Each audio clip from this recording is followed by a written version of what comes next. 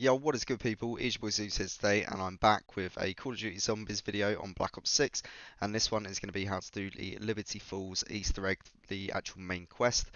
First of all, make sure you got some good gobble gums and a weapon of your choice, and let's get straight into the video. So first of all, what you're going to want to do is stack up loads and loads of cash, probably around about round 7, maybe a bit less if you're lucky enough to get like a double points or something. Once you've got all of them points racked up, you're going to want to open all the doors all the way up to Pack-a-Punch, which I'm going to show you in just a second. And if you've got a spare minute, people, for this guide, please drop a like. And if you're new to the channel, hit the sub button because it really helps the channel out and it makes me grow and get the videos out to a lot more people.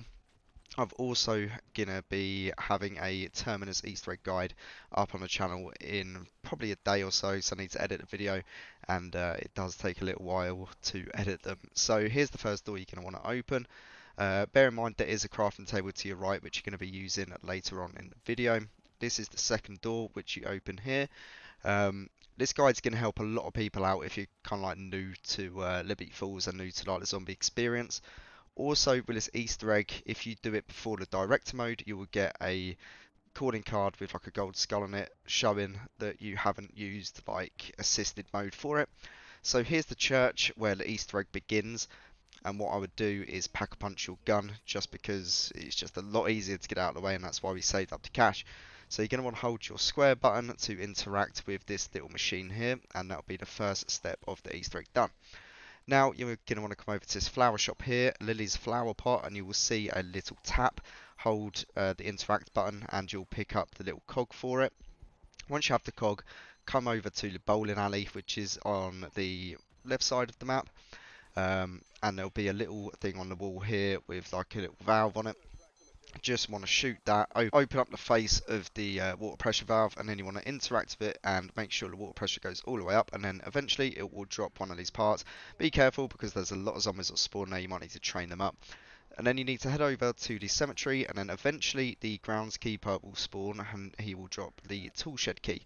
And you'll need that for the second part of the wave gun. So follow my exact footsteps just around the corner to the left and you will see this little shed. And then again, hold your interact button, it'll open up the door, and there will be the handbrake on the right on the workbench. Now, this bit, you'll either need to kill a mangler to drop the arm cannon, or you can craft it for 1250 salvage. Next step is to come over to the radio house and just hold down the arm cannon, blast down the door, and inside there will be 4 piles of debris which you need to interact with, and then there will be the electrical wires, and they are all the parts for the wave gun. Come over to the motel in the spawn, and upstairs in this room there will be a crafting bench where you can assemble the wave gun. So once you've assembled the wave gun, now we're on to the next step of getting all the parts for the LTG. So the first part is inside Ollie's Comics, and it will be inside the little kiosk area where you can pay for all your goods. So here you just want to activate the wave gun by pressing the right trigger, and it will suck up the first part of the LTG. The next bit is by Speed Cola. Follow my exact footsteps onto this little roof, and you want to jump over to the white van and turn around, and inside the window, again, you'll need to suck up this part in here. It's a little bit tricky to get, but I'm sure you can grab it. And that is the second part for the LTG. Moving on to the third part, this bit's a lot easier. Just want to come back to the church, and there'll be your third and final part for the LTG. The next bit, you will need it to go over to like the embassy roof, and up here there will be a workstation where you can craft the LTG. Now, once you've crafted this, that is the main part for the Easter egg. So now all you're going to want to do is go back over to the church and see if the little canister is inside the main computer there. So yeah, you do need to interact and pick up that canister, but you do not need to drop it there. I just dropped it there because I'm a complete idiot. But what you're going to want to do is hold to interact on that little cloud formation in the graveyard and place down LTG, and you'll have a timer of a minute where you have to stop zombies entering that little portal. Now once you've completed that last little bit, it will spawn an elite mangler, which he does have a lot of health, but you do not want to kill him. You just want to get him down to a substantial bit of health where he starts emitting purple clouds. Go back, pick up the canister, and once you've picked up that canister, all you're going to want to do is follow my exact footsteps down towards where that manga is down there by Speed Cola, and there will be like a little trap on your right just here which you'll need to interact with in just a second. But As you've got the canister, all you're going to want to do is come over to this little bit here and drop the canister right on top of it. And then activate the trap and make sure that elite boss is inside that trap, and he should get electrocuted, and eventually he will die and his soul will enter the canister. This step is now complete, and once you're like kind of safe with the zombies, go ahead and pick up the canister and wait for the trap to end, because it will eventually like kill you. But once you've got like, you won't be able to run, so make sure you're kind of safe, no zombies around. Head back up to the church and interact with that computer again, and it will input the canister. Now you're on to the next step, and it will release the Strauss counter. And once you've got that, you're going to want to come outside the church, follow my exact footsteps by PhD. Come over here, activate your Strauss counter, and you've got like these three little emitting camera or whatever they are, sensory things. If it emits like a yellow and a red, it needs to be yellow and red on the light, and you have to interact with it again by holding square. Come up to here, which should be by the LTG crafting bench. Open up this wall here, and then there'll be another one of these beaming things. On here, if it emits red, you need to press green on that little sensor. Come over here by Lily's flowers again, up these stairs, and on the left you will see another one of these sensors, and this one will emit a different color. For me it was red, so it will have to be opposite, it will have to be green. It's completely opposites for the colors unless it's a red or yellow, if that makes any sense at all. It should do. So then if you know you got it right, it will emit like a purple beam, and then the next canister will be at spawn just on top of that little pod.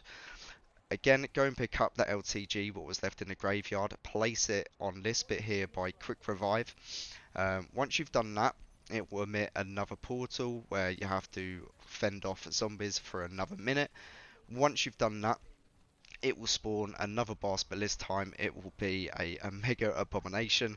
It's a little bit trickier this one because he does have a lot more health, and so now we're going to want to come over to this bit here, place the second ether canister down on that trap bit. Once you've gotten down to the last little bit of health, again he'll be emitting purple smoke. And then you're going to want to lure him over to that trap, get him inside the trap, and eventually he will die and his soul will be sucked into the canister. You'll know if you've done it right because you'll see like this purple little streamline thing go straight into it. Pick up the canister again once it's safe, and you'll have another minute 20 to get back up to the church and place it inside the machine. Once you've done this, you are literally good to go for the boss battle.